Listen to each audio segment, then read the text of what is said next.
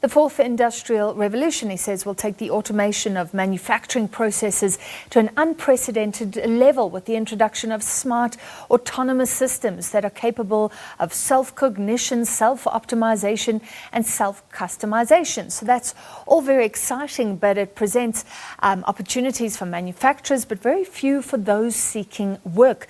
Let's speak to Mr. Mkhabela now. Thank you for joining us. Look, this is the last thing we want to hear. Yeah, thank you for being with us. But this is the last thing we want to hear on Youth Day in South Africa, where we're looking at the unemployment rate. I think under 24s, above 63%. It's incredible. So your prediction, does this represent just something very dire for South Africa? So South African unemployment rate remains high, and it poses a significant social and economic challenge for the country, because this is not starting at 2020.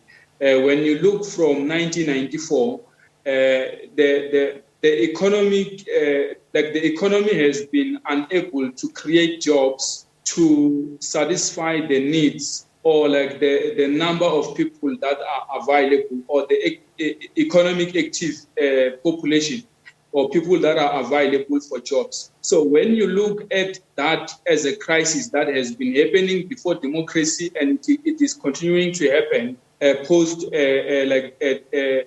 post-apartheid, or in the time that we are living at, you find that it brings a lot of challenges. And in different terms of industrial revolution, you find that economies will be challenged. As a developing economy, we are highly challenged because our economy is not ready for the level of fourth industrial revolution. In terms of our manufacturing industry, we don't have a stable manufacturing industry that makes us to be fragile a lot. And if we'll need to get into the market, the people who will be investors will probably opt for machines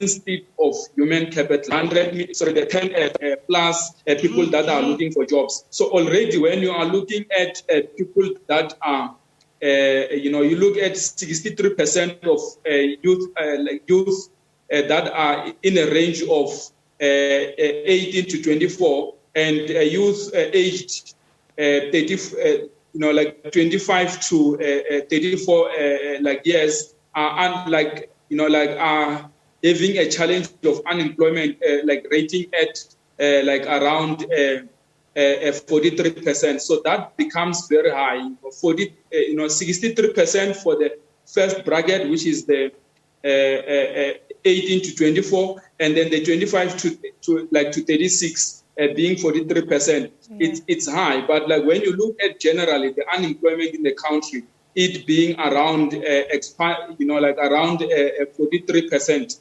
it's very huge for the country to respond to it anytime soon now. And 63% is simply alarming. That's 6 out of 10 young people not able to find their first job, not able to find their second or third job. And you're talking about a world where they will need high-level skills, a great education. The types of people to get jobs will be creating self-driving cars and things like that.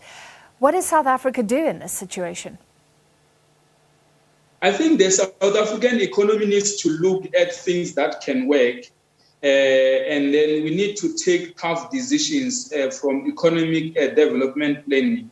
And tough decision, it can be, we look on the financial services. Is our financial services transformed?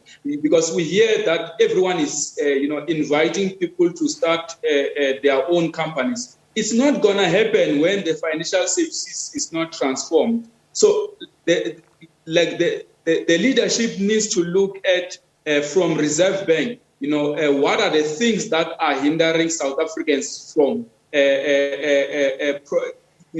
being prosperous, and what is really limiting a lot of gains, because we have been having plans every 5 years. But like if we can attend to restructure the economy, we can start from the financial services sector. And then we look at the Reserve Bank to say, for these 27 years, the Reserve Bank has been there, and it did not really manage to create banks that are transformed.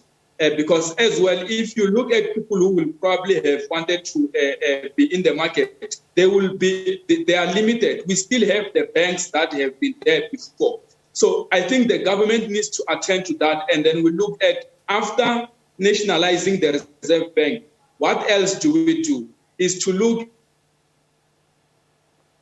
at creating the commercial banks that will assist as well in the small businesses and in the industry that we think we need. Because when you look on the second industrial revolution, from the 16th century, the 17th century, the 18th century, the European Union is still strengthened by the banks that have been created during that time. You know, banks like Societe Generale. All right, so we've lost Miyelani Mkhabela again, political economist. Hopefully we can chat to you again if you can hear me, Mr. Mkhabela. This is a debate around the nationalization of the Reserve Bank with strong opinions on both sides. And the Reserve Bank should it control interest rates or become more actively involved in the economy. Perhaps a debate for a future time.